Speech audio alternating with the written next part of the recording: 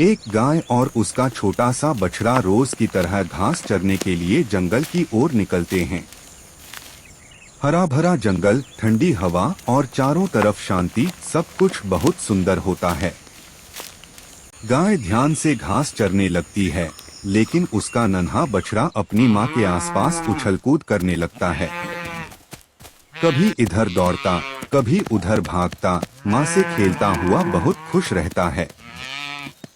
गाय घास में मग्न रहती है और बछड़े पर पूरा ध्यान नहीं दे पाती। तभी खेलते खेलते बछड़े का पैर फिसल जाता है और वह एक गहरे गड्ढे में गिर जाता है। अम्मा, अम्मा, बछड़ा जोर जोर से रंभाने लगता है। गाय उसकी आवाज सुनकर घबराकर दौड़ती है और गड्ढे में झांकती है। वह अपने बछड़े को बाहर निकालने की बहुत कोशिश करती है, लेकिन गड्ढा गहरा होने की वजह से वह असफल हो जाती है। गाय बहुत परेशान हो जाती है।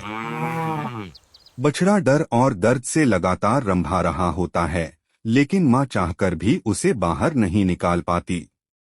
बेबस होकर गाय जंगल में मदद ढूंढने निकलती है। तभी उसे एक हाथी मिलता है। गाय हाथी से हाथ जोड़कर सारी बात बताती है और मदद की विनती करती है, लेकिन हाथी मदद करने से मना कर देता है। गाय बहुत प्रार्थना करती है, फिर भी हाथी का दिल नहीं पसीजता। आंखों में आंसू लिए गाय फिर आगे बढ़ती है। कुछ दूर जाने पर उसे जंगल के बीच भगवान शंकर की एक मूर्ति दिखाई देती है। गाय मूर्ति के पास जाकर रोते हुए कहती है, हे भगवान शंकर, मेरे बछड़े की रक्षा करो। अगर मेरा बच्चा नहीं बचा तो मैं भी जीवित नहीं रह पाऊंगी। गाय की सच्ची पुकार सुनकर भगवान शंकर प्रकट हो जाते हैं। वे गाय के साथ पैदल चलकर उस गड्ढे तक पहुंचते हैं। भगवान शंकर अपनी दिव्य शक्ति से बछड़े को सुरक्षित बाहर निकाल देते हैं।